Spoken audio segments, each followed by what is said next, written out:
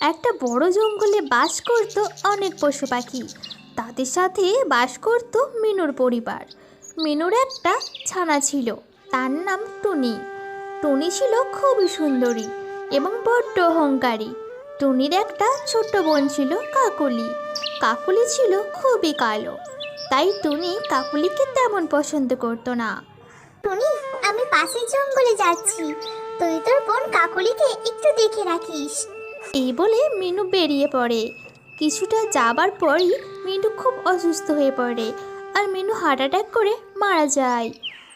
মিনুর মৃত্যুর কথা শুনে কাকলি খুব কান্না করে। টনির যেন কোনো কষ্টই ছিল না, ও তার নিজেকে নিয়ে ব্যস্ত ছিল। এরপরে কিছুদিন কেটে গেল। টনি কাকলিকে দিয়ে বাড়ির সব কাজ করাতো। দেখতে দেখতে টনিদের ঘরে যেটুকু খাবার ছিল সবই শেষ। তাই টনি ভাবতে থাকে, এই রে, ঘরে তো সব খাবার শেষ।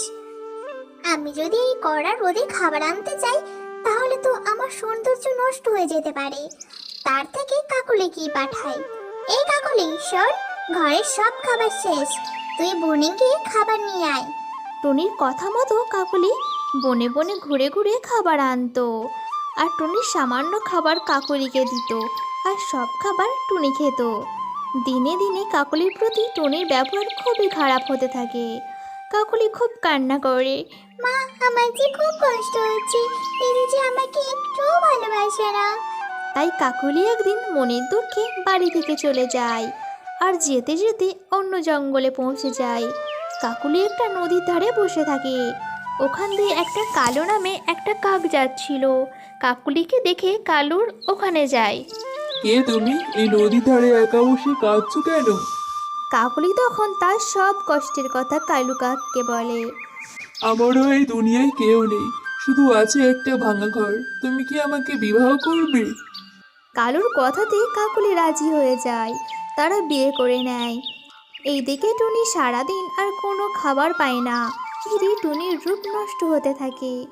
এক সময় টুনি দেখতে অনেক খারাপ হয়ে যায়, আর কষ্টের কারণে খুবই অসুস্থ হয়ে পড়ে। কাকুলি আর কালু তাদের জীবন খুবই আনন্দের সাথে কাটাচ্ছিল। দুজনে কাজ করে একটা ভালো বাড়ি বানায়, আর তাদের একটা ছোট্ট ছানাও হয়। এই নিয়েই তাদের সুখের সংসার শুরু হয়।